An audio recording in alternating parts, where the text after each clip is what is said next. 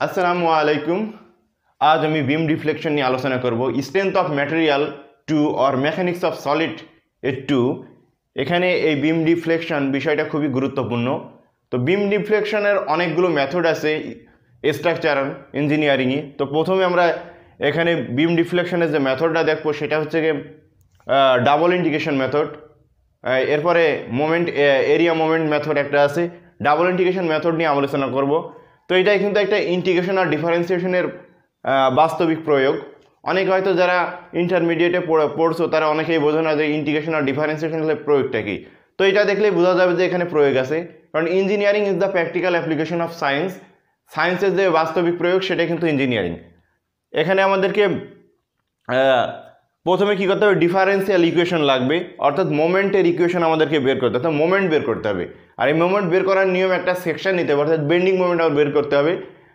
আর সেই সেকশনটার সাধারণত আমরা নিব লেফট সাইডে, আর লেফট সাইডে সর্বাধিক পরিমাণ রিয়াকশন থাকতে হবে। এইভাবে আমাদেরকে সেকশনটা নিতে হবে, মোমেন্ট ইকুয়েশন পাবো। এরপর এটাকে ইন্টিগ্রেশন করে আমরা স্লোপ ইকুয়েশন পাবো, ডিওয়াই ডিএক্স। এর আগে আমরা করেছি গুরুমান আর লঘুমান, অর্থাৎ ম্যাক্সিমাম আর মিনিমাম ভ্যালু। এক্ষেত্রে ডিওয়াই ডিএক্স 0 হয়। এখানে কিন্তু সেই ম্যাক্সিমাম আর মিনিমাম ভ্যালু আমার কিন্তু বের করতে অনেক সময় দেখা যাচ্ছে স্প্যান দিয়ে দেবে, দিয়ে বলবে যে কোথায় ডিফ্লেকশনটা বেশি হবে, তাহলে তখন আমার ডিওয়াই ডিএক্স থেকে আমাকে সেই পয়েন্টটা আমাদেরকে বের করতে হবে। অন্যভাবে ডিফ্লেকশন অফ, এরপরে আবার ইন্টিগ্রেশন যদি আমরা করি তখন ডিফ্লেকশন ইকুয়েশন আমরা পাবো ওয়াই, এটা হচ্ছে ডিফ্লেকশন। এখানে ই মানে মডুলাস অফ ইলাস্টিসিটি, আই মানে মোমেন্ট অফ ইনারশিয়া। এই জায়গা কী করা হয়েছে, প্রথমে একবার ইন্টিগ্রেশন করা হয়েছে, তারপর আবার ইন্টিগ্রেশন করা হয়েছে, সেজন্য এই মেথডটাকে বলা হচ্ছে ডাবল ইন্টিগ্রেশন মেথড। তো এই অনেকগুলো প্রবলেম আছে, সিম্পলি সাপোর্টেড বিম আছে, ওভারহ্যাঙ্গিং বিম আছে। সিম্পলি সাপোর্টেডে শুধু কনসেন্ট্রেটেড লোড আছে, অনেক সময় ইউডিএল দিয়ে আছে। এই যাবতীয় বিষয়গুলো নিয়ে আমি আলোচনা করব। তো প্রথমে আমি যে সমস্যাটি নিয়ে আলোচনা করবো সেটা হচ্ছে সিম্পলি সাপোর্টেড বিম, আর এখানে শুধু কনসেন্ট্রেটেড লোড থাকবে। তো আমি শুরু করতে যাচ্ছি। তাহলে একটা বিম আমি দিয়েছি সিম্পলি সাপোর্টেড বিম, দুইটা রিয়াকশন আছে R1 ও R2। এখানে একটা কনসেন্ট্রেটেড লোড বা পয়েন্ট লোড আছে 300 নিউটন। মোমেন্ট অফ ইনারশিয়া দিয়ে আছে, আর কি দিয়ে আছে, modulus of elasticity. Find the maximum deflection, সর্বোচ্চ ডিফ্লেকশন আমার বের করতে হবে। তাহলে এখানে দিলাম এ, এটা দিলাম বি, এটা দিলাম সি, এই তিনটা বিন্দু। তো সর্বোচ্চ ডিফ্লেকশন আমার বের করতে হবে। তো সর্বোচ্চ ডিফ্লেকশন আমার বের করতে গেলে অবশ্যই প্রথমে আমাদেরকে ডিফ্লেকশন ইকুয়েশন বের করতে হবে। এর মানে আমাদেরকে প্রথমে কী করতে হবে, মোমেন্ট বের করতে হবে, কারণ প্রথম যে ইকুয়েশন ছিল সেটা ছিল মোমেন্টের ইকুয়েশন। তাহলে আমার কি করতে হবে, একটা সেকশন নিতে হবে, নিয়ে লেফটে আমাদেরকে বেন্ডিং মোমেন্ট বের করতে হবে। তো আমরা সবচেয়ে বেশি রিয়াকশন যেখানে পাবো সেই পাশে আমরা সেকশনটা নিব। তাহলে আমরা সেকশনটা নিলাম, এই জায়গা একটা সেকশন নিলাম, কারণ এই পাশে বেশি সংখ্যক রিয়াকশন পাচ্ছি। তো সেটা আমরা ধরলাম কত, এতটুকু আমরা ধরে নিলাম সেই এক্স। এখন আমাদেরকে কি সাপোর্টের রিয়াকশনটা কিন্তু প্রথমে আমাদেরকে বের করে নিতে হবে, সেকশনটা পরে নিলেও আসছে। অর্থাৎ R1 R R2 a reaction বের করতে হবে, সেজন্য আমাদেরকে মোমেন্ট নিতে হবে। তাহলে আমরা মোমেন্ট বের করি কোন বিন্দুতে, সি বিন্দুতে, ক্লকওয়াইজ পজিটিভ। এভাবে আমরা মোমেন্ট বের করব। সি বিন্দুর সাপেক্ষে আমরা মোমেন্ট বের করব ক্লকওয়াইজ পজিটিভ। তাহলে সি বিন্দুর সাপেক্ষে এইখানে, তাহলে এটা যাচ্ছে কোন দিকে, ক্লকওয়াইজ। সেজন্য আমাদেরকে লিখতে হবে R1, সি বিন্দু থেকে এটার ডিস্টেন্স 2 আর 1 কত, 3। এরপরে এইটা সি বিন্দুর সাপেক্ষে এটা কোন দিকে যাচ্ছে,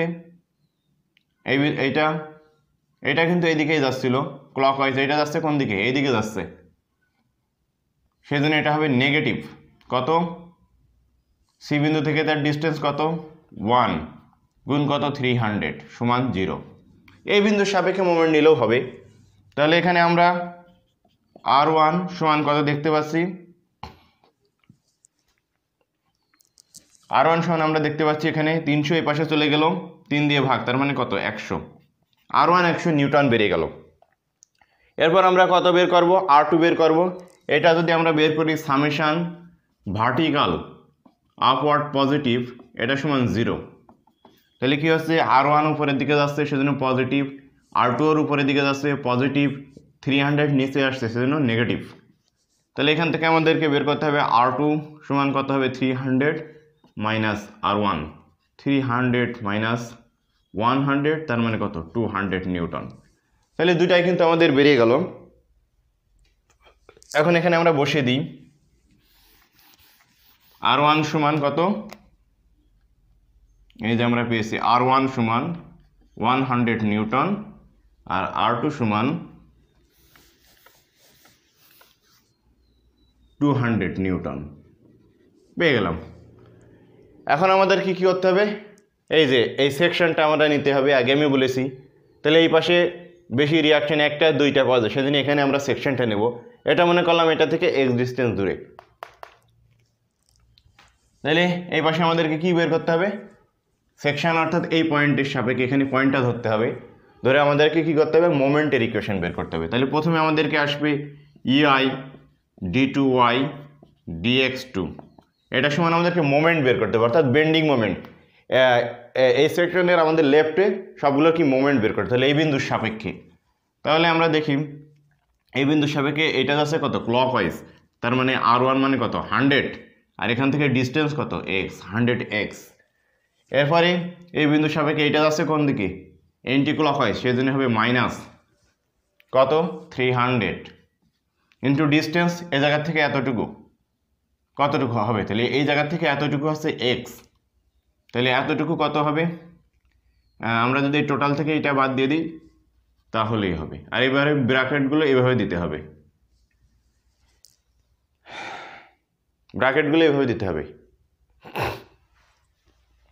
এটা হবে নিউটন মিটার।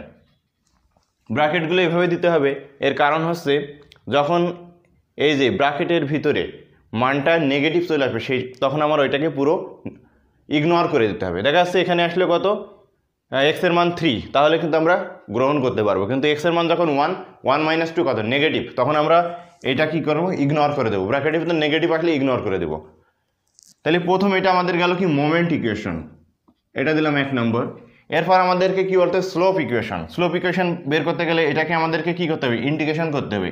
এটাকে ইন্টিগ্রেশন করলে dy dx, এটা হবে কত 100, এটাকে ইন্টিগ্রেশন করলে কত হয় x পাওয়ার n, তার মানে x²/2 মাইনাস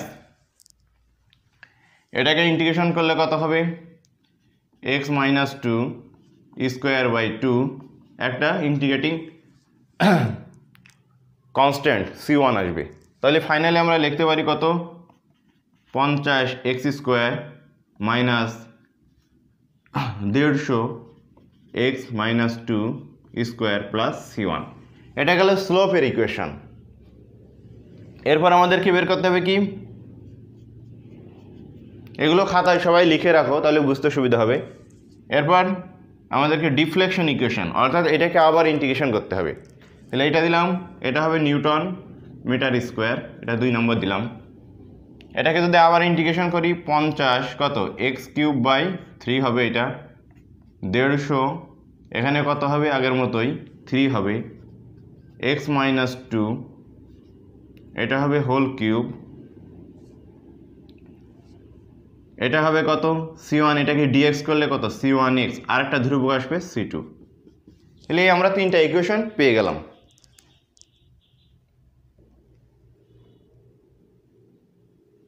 এখন আমাদের বাউন্ডারি কন্ডিশন বের করতে হবে। তাহলে বাউন্ডারি কন্ডিশন আমরা বের করি, প্রথমে সাপোর্টে আমরা বের করতে হবে, প্রথমে সাপোর্টে আমরা বের করতে হবে, অর্থাৎ এই অংশে। তাহলে অ্যাট x = 0, যখন সাপোর্টে ডিফ্লেকশনটাও কত হয়, তখন 0 হয়, যখন ডিস্টেন্স 0, অর্থাৎ সাপোর্টে যখন x = 0 তখন y সমানও কী হবে, কারণ সাপোর্টের ডিফ্লেকশনটা 0 হয়। তখন আমরা কীভাবে বের করতে পারবো, EI ইকুয়েশনটা আমরা বের করব এই সেকেন্ডটা থেকে, EI dy dx, এটা সমান কত হবে 50 ইন্টু কত 0², তারপরে কত হবে, এইটা থেকে না, এটা থেকে বের করবো, সরি, EI y, এটা থেকে আমরা বের করব। এখানে বসালে কত হবে, তাহলে y 0 হয়ে যাচ্ছে, তার মানে 3 নম্বরে আমরা বসাবো, এটা 0 হয়ে যাবে, এটা হবে 50 বাই কত 0³ 3, এটা কত হচ্ছে 0 - 2, তার মানে এখানে জিরোটা বড় নেগেটিভ আসছে ভিতরে, সেজন্য এটাকে নেগলেক্ট করতে হবে। এরপর আসছে কত C1 ইন্টু 0 যোগ C2, এভাবে আসবে। যেহেতু x-2 মানে কত 0-2 ভিতরে নেগেটিভ, তাহলে ইগনোর করতে হবে। তাহলে এখান থেকে আমাদের যে ভ্যালুটা বেরোচ্ছে সেটা কত বেরোচ্ছে, C2 সমান 0। এটা একটা বাউন্ডারি কন্ডিশন আমরা পেয়ে গেলাম। এরপরে আমার এই সাপোর্টে বের করতে হবে এখান থেকে। তাহলে অ্যাট x ইকুয়াল টু, এখান থেকে 2 আর 1 কত 3 মিটার, এই জায়গাও কি ডিফ্লেকশনটা 0, কারণ সাপোর্টে ডিফ্লেকশন 0 হয়।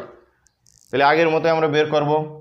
তাহলে এই পাশে কত EI y, তার মানে y এর মান 0, সেন 0 হয়ে যাবে। 50 গুণ এবার হবে 3³/3 মাইনাস কত হবে 150/3, তার মানে 85 হবে। x-2 হোল স্কোয়ার ছিল, এবার কিন্তু 3 আছে, সেজন্য কত লিখতে পারবো আমরা 3/2 স্কোয়ার যোগ কত C1x, তার মানে C1 ইন্টু 3 যোগ কত C2 মানে কত আগের সমীকরণে পেয়েছি। এখান থেকে আমাদেরকে C1 বের করতে হবে।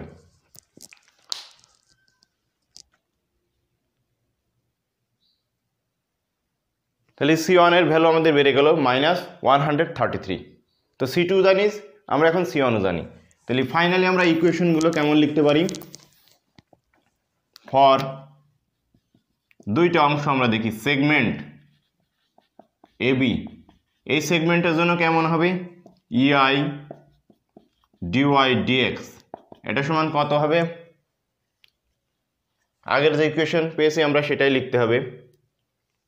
সেটা হবে কত, তাহলে দুইটা সেগমেন্টের ক্ষেত্রেই আমরা সমীকরণ পেয়ে গেছি। তাহলে এটা কখন ভ্যালিড, যখন 0 থেকে x কত 2 মিটারের মধ্যে, কারণ এখানে 2 মিটার। এটা কখন ভ্যালিড, যখন কত হবে 2 থেকে 3 মিটারের মধ্যে, এটার মধ্যে তখন ভ্যালিড।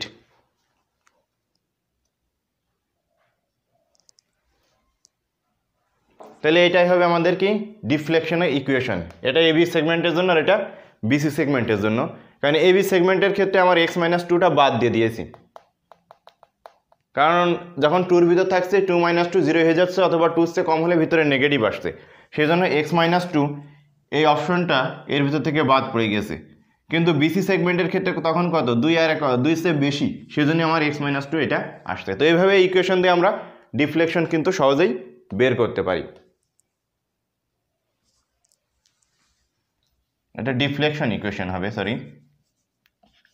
ডিফ্লেকশন ইকুয়েশন হবে, যেহেতু আরেকবার ইন্টিগ্রেশন করা হয়েছে। তো এই মোটামুটি আমরা ডিফ্লেকশনের ইকুয়েশন পেয়ে গেলাম আর স্লোপের ইকুয়েশন পেয়ে গেলাম। এখন আমাদেরকে বলা হয়েছে, এখানে বলা হয়েছে find the maximum deflection. Maximum ডিফ্লেকশনটা কোথায় হতে পারে, তাহলে এখানে একটা লোড আছে, আবার এখানটা লোড আছে, তার মানে ম্যাক্সিমাম ডিফ্লেকশন আমার এবি সেগমেন্টেই হবে। তার মানে ডিফ্লেকশন কার্ভটা কেমন হবে, এমন মতো হবে ডিফ্লেকশন কার্ভটা। আর ম্যাক্সিমাম ডিফ্লেকশন কি, এই অংশেই কিন্তু কোনো জায়গায় পাওয়া যাবে। তাহলে আমরা ম্যাক্সিমাম ডিফ্লেকশনের জন্য আমরা কি জানি, ফর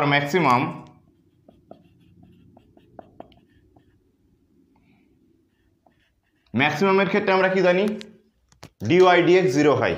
ম্যাক্সিমামের ক্ষেত্রে আমরা কি জানি dy dx এটা সমান কত 0, গুরুমানা লঘুমানে আমরা পড়েছি। তাহলে এই এবি সেগমেন্টের ক্ষেত্রে আমার dy dx এর ইকুয়েশনটা কোনটা আছে, EI dy dx এটা সমান কত 100x মাইনাস কত 50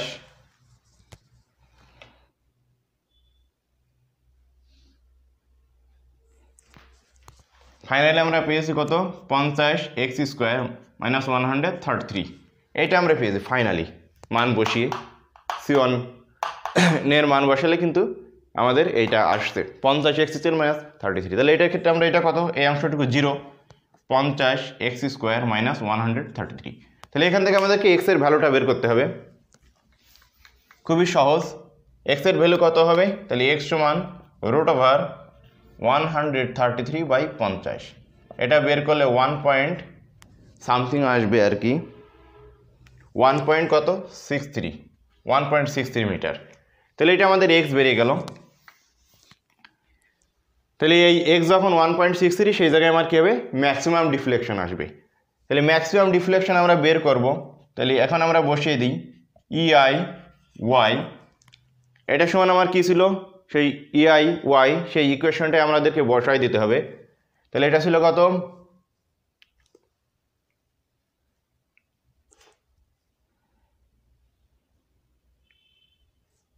পঞ্চাশ কত এক্স স্কোয়ার, তাহলে এক্সের জায়গায় 1.63 এটা বসাই দিতে মাইনাস 133, এটা আমাদেরকে বসাইতে 50 এক্স স্কোয়ার মাইনাস 133।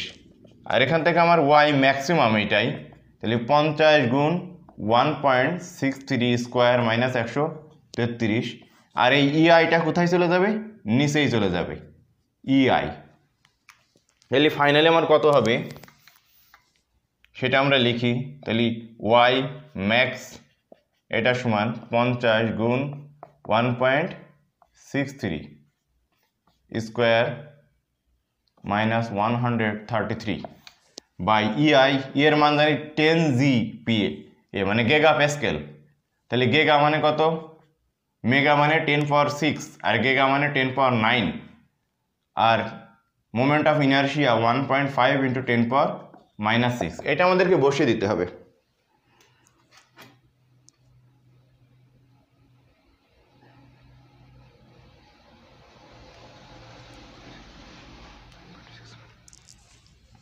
-9.67 × 10⁻³ মিটার, এতটুকুই আসছে। এখানে নেগেটিভ আসছে, এর একটা কারণ আছে। নেগেটিভ আসছে মানে আমার বুঝতে হবে ডিফ্লেকশনটা কোন দিকে, নিচের দিকে কাজ করছে, সেজন্য নেগেটিভ আসছে। তো এইভাবেই সমস্যার সমাধান করতে হবে। তো আশা করি সবাই বুঝতে পেরেছো। আর ক্লাসটি কেমন লেগেছে অবশ্যই লাইক, কমেন্ট এবং শেয়ারের মাধ্যমে তোমাদের অভিমত প্রকাশ করবে।